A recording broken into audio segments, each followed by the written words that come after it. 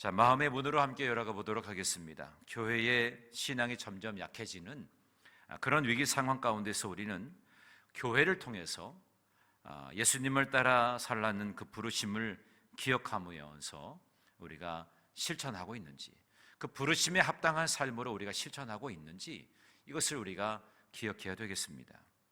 하나님은 우리를 교회로 부르셨습니다. 저와 여러분을 교회로 부르셨어요. 지난주에는 우리가 교회의 본질에 관해서 말씀을 드렸어요. 교회는 연합된 공동체를 세우는 교회고, 또 훈련으로 성숙해지는 교회, 그래서 진리의 기둥과 터가 되는 교회가 교회의 본질이라고 했습니다. 그래서 우리가 이러한 교회의 본질을 알고 실천해야 되겠는데, 그러면 말씀을 실천해야 되겠고, 본이 되는 삶, 우리 권사님 기도해 주셨지만 우리 교회가 본이 된다, 그것은 선한 영향력을 끼치는 그런 교회가 되어야 한다는 것이죠. 그리고 받는 것보다도 주는 그런 복된 삶을 우리가 실천해야 되겠다는 것입니다. 받는 거에만 익숙하다 보면 우리는 베풀고 나누는 것에 우리가 등한시하게 됩니다. 그래서 교회는 나누고 베풀고 섬기는 그런 것에 우리가 실천해야 된다는 것이죠. 그게 교회의 본질을 우리의 삶 속에서 실천하는 것이라고 했어요. 우리를 교회로 부르신 그 주님의 의도가 무엇인가, 이것을 우리가 잘 알아야 되겠다는 것이죠. 우리에게 사명이 있기 때문에 사명을 부여해 주시기 위해서 교회를 부르셨어요. 그래서 우리는 교회로서의 사명과 또 이 사명에 대한 진지한 생각이 우리에게 있어야 되는 것입니다. 그래서 교회의 정체성과 영향력을 우리가 회복해야 되겠다는 것입니다. 우리는 교회에 대한 이 사명의식, 이것을 잘 깨닫고, 교회 구성원인 나도 그 사명을 받은 자이구나 라고 하는 그 의식을 분명히 가져야 되겠다는 것입니다. 자, 말씀의 빛으로 우리가 나아가 보겠습니다. 마태복음 16장 16절의 말씀을 우리 함께 읽어보도록 하겠습니다. 시작. 예수님께서는 주는 그리스도시요 살아계신 하나님의 아들이시니다. 자, 이 말씀, 이 베드로의 신앙 고백을 예수님께서는 들으시고 그 위에 교회를 세우셨습니다. 교회의 천국 열쇠를 맡기시겠다고 말씀하셨죠. 그리고 이 고백은 교회의 설립을 예수 그리스도께서 하셨다라고 하는 그 교회의 주권에 대한 말씀이기도 한 것입니다. 교회는 주님이 세우셨습니다. 이 베드로의 신앙 고백을 통해서 반석이신 예수 그리스도, 그 위에 교회가 세워지게 되었다는 것을 우리는 지난번에 함께 나눴습니다. 그래서 교회는 음부의 권세가 이기지 못하는 것입니다. 그래서 우리에게 진정한 승리를 교회에게 약속해 주셨어요. 이것이 교회의 기초인 것입니다. 여러분, 아무리 세상에 떠들고 또 교회를 핍박하고 박해를 한다 할지라도 교회는 무너지지 않습니다. 왜 그럴까요? 예수님께서 세우신 곳이기 때문에 그렇습니다. 예수님의 권세로, 예수님을 반석으로 해서 세워진 이 교회는 그 어떤 것이 흔들고 그 어떤 것이 핍박을 한다 할지라도 교회는 변함없이 그 자리에 든든하게 서게 되는 줄로 믿습니다. 제가 요즘에 사회가 돌아가는 모습을 보면 참 이해하지 못하는 것들을 참 많이 경험하게 됩니다. 아마 여러분들도 공감하게 될 거예요. 사회적 거리를 두는 것은 정부 방침이기 때문에 이해할 수 있습니다. 그러나 교회에 대한 방침을 이야기할 때는 지나칠 정도로 이 정부가 참 도대체 생각을 하고 그러한 방침을 내세우는지 참 의문이 들 정도입니다. 그리고 보세요. 어제 발표를 했죠. 어제 사회적 거리두기를 이제 종교단체에도 완화를 하겠다. 그러면 어제 발표를 했으면 오늘부터 시행을 해야 되죠. 근데 월요일부터 한다는 것입니다. 교회가 뻔히 토요일이 지나서 주일에 예배 드리는 것을 뻔히 알면서도 그렇게 이야기하는 거예요. 그리고 이제 완화할 때는 그렇게 하고요, 강화할 때는 어떻게 하는지 아십니까? 토요일에 발표하고 내일부터 강화하겠다, 이렇게 얘기해요. 그러니까 주일 예배 드릴 때부터 강화하겠다고 그러는 거예요. 도대체 이 정부가 생각이 있고, 그러니까 우리가 기독교가 자꾸 반발을 하는 것이죠. 뭔가 생각이 있으면 좀 얘기를 해서 좀 이거를 절충해서 예배를 드리니까 내일부터 하자라고 한다든지, 또 월요일부터 그거를 강화한다고 하든지 뭐 이렇게 해야 되는데, 여러분, 그런 모습들을 보면서 이게 우리가 이제 예배 드리는 것도 교회에서 생활하는 것도 만만치 않은 시대를 살아가고 있구나라고 하는 것을 깨닫게 됩니다. 그럼에도 불구하고 교회는 든든하게 섭니다. 왜? 주님의 피값으로 세워진 교회이기 때문에 그 어떤 세력이 우리를 흔들고 우리를 넘어뜨리려고 하여도 넘어지지 않습니다. 교회는 주님이 지키십니다.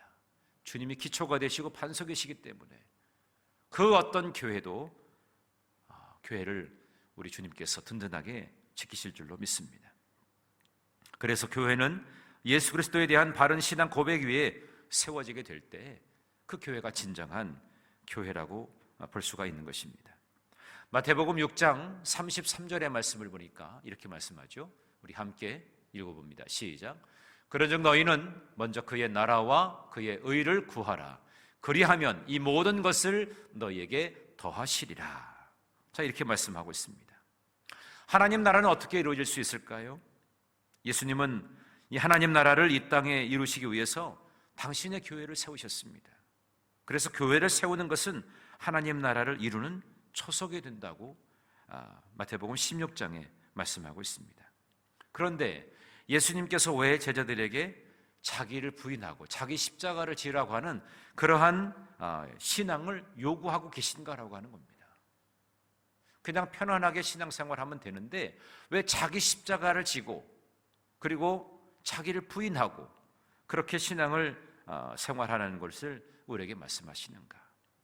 제자들에게 그 엄청난 희생과 또 때로는 목숨을 잃는 것을 말씀하시는 그 의도는 교회라고 하는 것은 생명을 바치는 사명에 순종해야 세워지기 때문인 것입니다. 순교적인 신앙을 가지고 있어야 교회가 세워지는 거예요. 이러한 상황에서도 끝까지 믿음을 지키고 예배를 드리기 위해서 힘쓰고 애쓰는 귀한 믿음의 사람들이 있죠. 교회라고 하는 것은 생명을 바치는 그런 사명에 순종해야 세워지기 때문인 것입니다. 요한복음 12장 24절의 말씀을 함께 읽어보도록 하겠습니다. 시작. 내가 진실로 진실로 너에게 이르노니 한 알의 밀이 땅에 떨어져 죽지 아니하면 한 알 그대로 있고 죽으면 많은 열매를 맺느니라. 한 알의 밀알이 땅에 떨어져 죽어야 열매를 맺는 것입니다. 죽지 아니하면 절대로 열매를 맺을 수 없다라고 하는 것이죠. 사도행전 20장 28절의 말씀을 함께 읽어봅니다. 시작. 여러분은 자기를 위하여 또는 온 양떼를 위하여 삼가라. 성령이 그들 가운데 여러분을 감독자로 삼고 하나님이 자기 피로 사신 교회를 보살피게 하셨느니라. 이렇게 말씀하고 있습니다. 교회는 예수님의 피값으로 세워진 거룩한 곳입니다. 제자들에게 말씀하신 것처럼 성도된 우리도 생명을 다해서 사명을 다할 때 비로소 하나님의 교회가 세워지게 되는 것입니다. 그러면 우리가 이 교회의 사명을 이루기 위해서 우리는 무엇이 필요한가? 오늘 4가지를 함께 나눠보고자 합니다. 첫 번째는 잘못된 교회관에 대한 회개가 있어야 돼요. 교회에 대한 잘못된 생각을 가지고 있는 그런 성도가 있단 말입니다. 교회 생활하면 금방 뭐가 확 바뀐 것처럼 그렇게 생각하는 사람도 있어요. 일주일에 한 번 잠깐 와서 세상에 찌든 때를 씻고 죄를 씻고 세상살의 무거운 짐을 내려놓는 그런 곳이라고 생각만 합니다. 그렇기 때문에 성도들에게 뭔가 좀 유익이 있고 이득을 취하려고 하는 것에 있어서 제한을 받게 된다고 하면 얼른 교회를 떠나는 사람들도 있어요. 내가 무거운 이 죄의 짐을 벗어버리고 뭔가 좀 해결받고 싶어서 뭔가 유익을 얻기 싶어서 교회에 왔는데 그렇지 않다고 생각하면 금방 떠나는 것이죠. 교회에 대한 이기적인 생각, 자기중심적인 사고방식을 갖고 있는 일이 참 많습니다. 그래서 예수님께서는 십자가를 지라고 하신 말씀을 우리에게 기억하게 하시는 거예요. 십자가를 져라. 너의 십자가를 져라. 자기를 부인하라고 하는 그 의도는 교회를 세우기 위한 그런 사명이 있다는 것을 우리에게 말씀해 주는 거예요. 그래서 우리는 잘못된 교회관, 교회는 나의 유익을 구하는 곳이 아니라 십자가를 지고 나를 부인하는 곳이 바로 교회인 것을 우리에게 다시 한번 깨닫게 합니다. 잘못된 사고방식을 가졌다면 우리가 회개해야 될 것입니다. 교회는 나를 위해 존재하는 것이 아니라 나를 부인하고 주님의 교회를 세우는 것이 중요한 것이구나라고 하는 것이죠. 두 번째는 자기를 부인하는 신앙을 좀 더 우리가 구체적으로 살펴볼 필요가 있습니다. 자, 사도행전 2장 44절부터 47절까지 말씀을 우리 함께 읽어보겠습니다. 시작. 믿는 사람이 다 함께 있어 모든 물건을 서로 통용하고 또 재산과 소유를 팔아 각 사람의 필요를 따라 나눠주며 날마다 마음을 같이하여 성전에 모이기를 힘쓰고 집에서 떡을 떼며 기쁨과 순전한 마음으로 음식을 먹고 하나님을 찬미하며 또 온 백성에게 칭송을 받으니 주께서 구원받는 사람을 날마다 더하게 하시니라. 아멘. 자, 사도행전에 나오는 초대교회 모습을 보여주고 있습니다. 이 교회의 모습을 보게 되면 몇 가지 특징적인 것이 있어요. 자, 어떤 특징이 있을까요? 첫 번째로 말씀대로 살아간다는 것입니다. 사도의 가르침을 받았다. 그 말씀대로 그들은 살아갔다는 것이죠. 그리고 한 마음으로 기도하고 성전에 모이기를 힘썼다는 것입니다. 여기서 한 마음이 중요한 것이죠. 마음을 같이 함으로 인해서 서로 성전에 함께 모이기를 힘쓴다는 것입니다.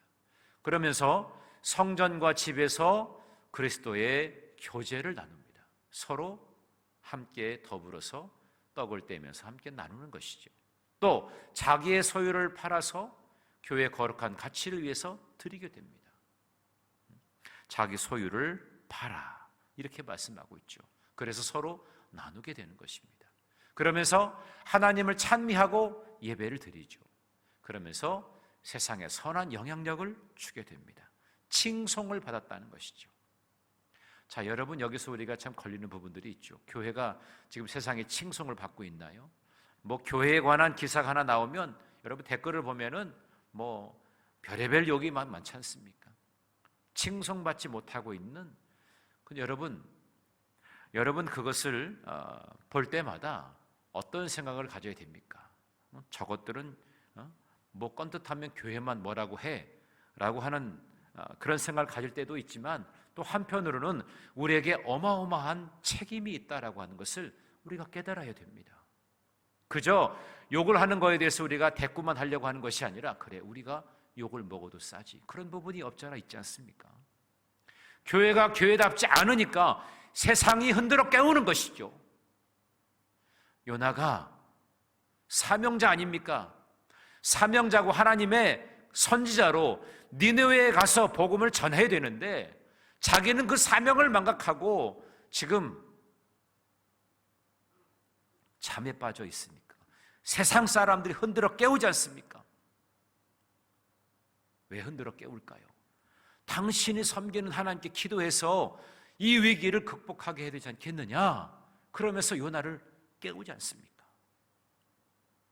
궁극적으로 요나가 탄 배, 다시스로 가는 그 배를 타고 나아갈 때 폭풍이 몰아쳐서 바다가 뒤흔들리는 것은 왜 그래요?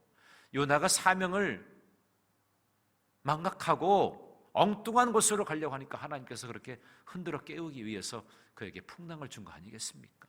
이 나라에 왜 코로나가 다가왔을까요? 코로나가 계속해서 지속적으로 이렇게 창궐케 되어지는 것은 뭘까요? 우리 믿음의 사람들을 깨우기 위해서 하나님께서 흔드시는 거 아니겠습니까? 우리가 그것을 알아야 되겠다는 거죠. 교회가 너무나 그냥 부흥 위주로 프로그램 위주로 교회의 본질과 교회의 사명을 망각하고 무조건 교회가 막 부흥해야 된다라고 하는 그 생각 때문에 하나님은 다시금 교회를 깨우시는 거예요. 이래서는 안 되지 않느냐. 교회가 선한 영향력을 끼쳐야지, 칭송을 받아야지. 여러분, 우리가 전도하지 않아도요, 교회가 칭송을 받게 되면 사람들은 오게 됩니다. 찾아오게 되죠.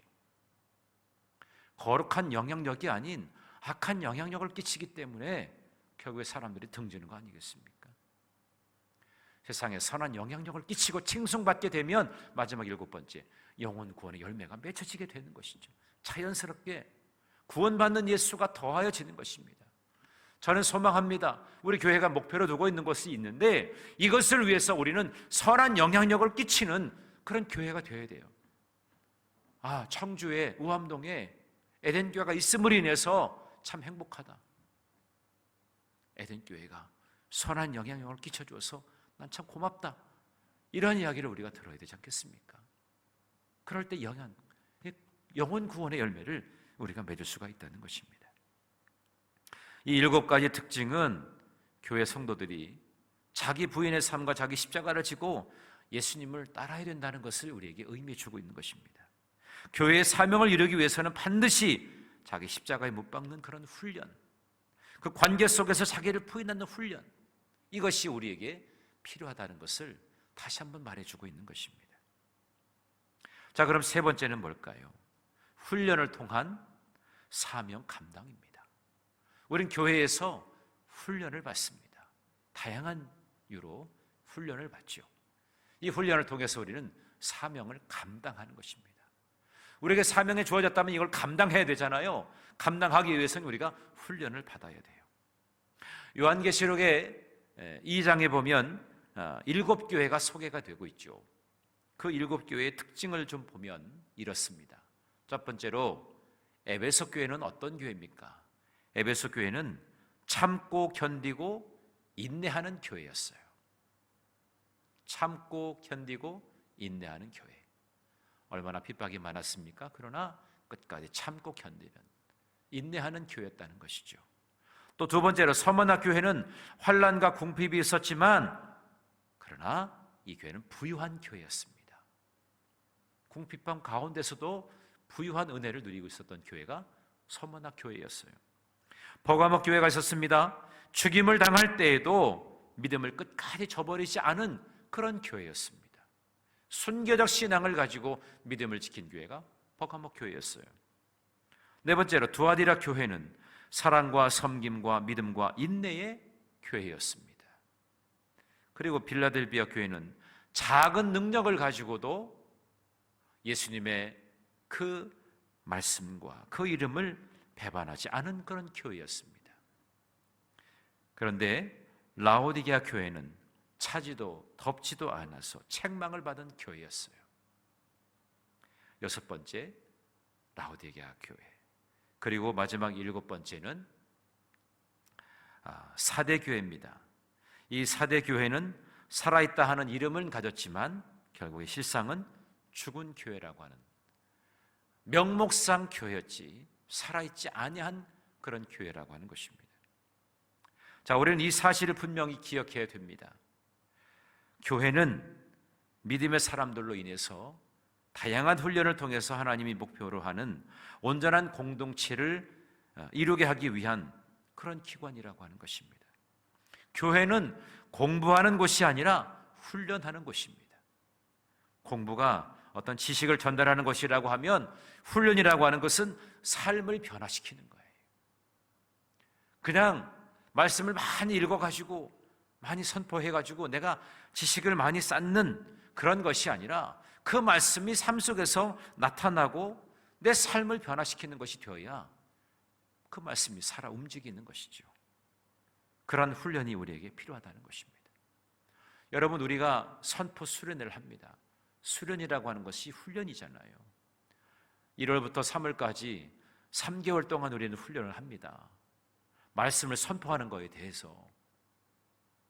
여러분, 이것이 여러분의 몸과 마음과 영혼을 갈고 닦을 때, 또 여러분이 선포할 때에 그 말씀대로 이루어지는 것을 여러분이 경험하게 될 것입니다. 제가 오늘 오후에 어느 권사님한테 문자를 받았습니다. 목사님이 샤우팅을 했더니 이러한 장점이 있네요. 또 이런 단점이 있습니다. 그걸 나중에 제가 밴드에 올려볼게요. 재미있는 이야기가 있어요. 제가 다 이해는 못하는데 장점이 참 많은데 아주 귀한 장점들이 있더라고요. 여러분이 단순하게 그냥 국어책 읽듯이 그냥 선포하는 것이 아니라 그 말씀에 담겨 있는, 여러분, 말씀이라고 하는 것이 오늘 제가 오전에 뭐라고 말씀했습니까? 나를 향한 하나님의 러브레터다. 그리고 나를 위해서 복을 주시기 위한 복의 명세서다. 이러이러한 복을 주겠다고 나에게 명세표를 나에게 보여주신 것이 하나님의 약속의 말씀이라고 그랬어요. 그 말씀을 선포하게 되면 하나님의 사랑이 느껴지게 되고요. 그리고 나에게 하나님께서 예비하신 복이 흐르게 된다는 것입니다. 내가 경험한 그 복이 내 자녀들에게, 내 후손들에게 그렇게 이어져 가야 될 줄로 믿습니다. 그래서 우리 교회는 선포 수련회를 통해서 다양하게 말씀의 훈련을 하는 것입니다. 우리가 주일 저녁마다 교회에 가서 우리가 함께 훈련하죠. 교회가 어떤 곳인가, 교회의 정의에 관한 것만 해도 4주까지 우리가 말씀을 나누게 됩니다. 교회의 의미, 본질, 오늘은 교회의 사명, 이것에 대해 우리가 함께 나누고 있는 것입니다. 훈련을 통한 사명을 잘 감당해야 되겠다는 것입니다.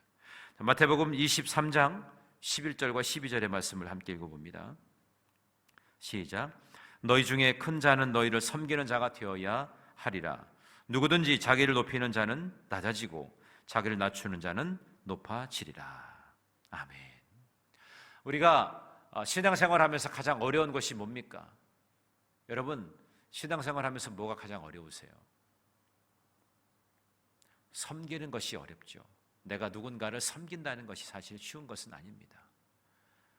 지금 좀 덜하지만 예전에 우리 여선교회가 상당히 피로감이 있었잖아요. 예배 드리고 또 금방 내려가가지고 또 우리 성도님들을 위해서 식사 준비를 해야 되니까. 요즘에 여선교회 회원들 보니까요, 예전보다 얼굴이 많이 핀 것 같아요. 교회 오시면 보면. 예전에는 그냥 식당에서 봉사하고 또 설거지도 하고, 물론 이제 남선교에서 도와주긴 하지만 식당 봉사하는 게 쉽지 않잖아요. 그러니까 또 어느 교회는 아예 교인이 아니라 외부에서 이렇게 들어와서 식사 준비를 하는 그런 교회도 생겼더라고요. 그 정도로 뭔가 섬긴다는 것은 쉬운 일은 아닙니다. 다른 사람을 내가 섬겨야 한다는 건 이게 쉽지 않아요. 다른 사람의 짐을 내가 지어야 한다고 생각하기 때문입니다. 그러나 이 훈련은 나를 완전히 포기하는 결심과 각오가 있지 아니하면 할 수 없는 거예요. 자, 마태복음 16장 24절의 말씀을 함께 보겠습니다. 함께 읽어봅니다. 시작. 이에 예수께서 제자들에게 이르시되 누구든지 나를 따라오려거든 자기를 부인하고 자기 십자가를 지고 나를 따를 것이니라. 아멘. 우리가 훈련받는 궁극적인 목표는 뭡니까? 결국 그것은 하나님의 나라를 세우는 것입니다. 하나님 나라를 세운다는 것은 하나님의 통치와 다스림을 받겠다고 하는 그런 의미입니다. 그래서 우리는 이 훈련을 통해서 하나님의 적극적인 다스림과 통치를 받는 그런 삶을 살게 되는 것입니다.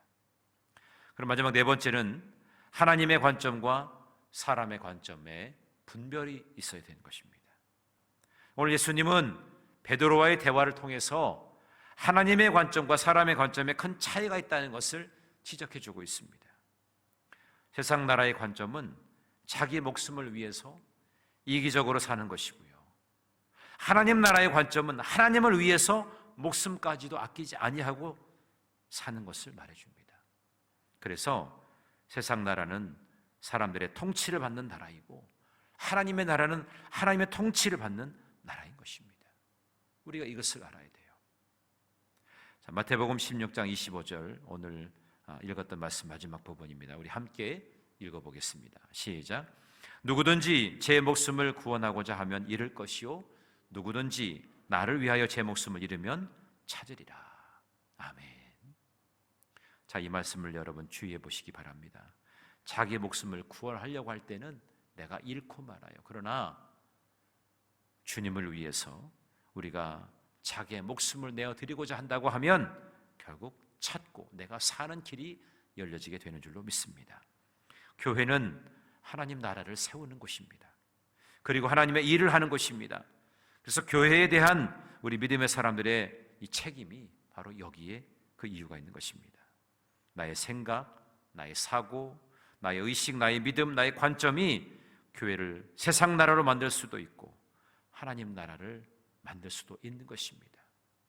오늘 이 말씀 속에서 자기를 부인하고 자기 십자가를 지고 주님을 따르면서 주님의 교회를 세우는, 하나님의 나라를 세우는 일을 위해서 여러분이 귀하게 쓰임받는 그런 도구라고 하는 것을 여러분 잊지 마시기 바랍니다.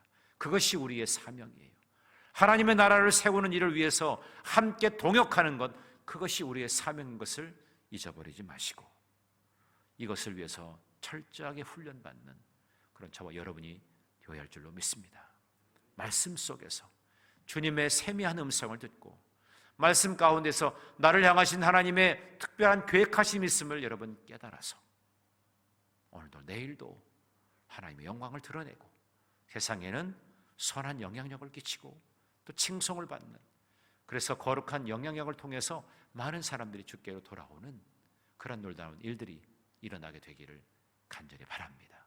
우리가 더 이상 세상에 악한 영향력이 아닌 거룩한 영향력, 선한 영향력을 끼치는 주님의 자녀로 세워져야 할 줄로 믿습니다. 그것이 우리에게 사명인 것을 기억하시는 여러분 모두가 되기를 간절히 바랍니다.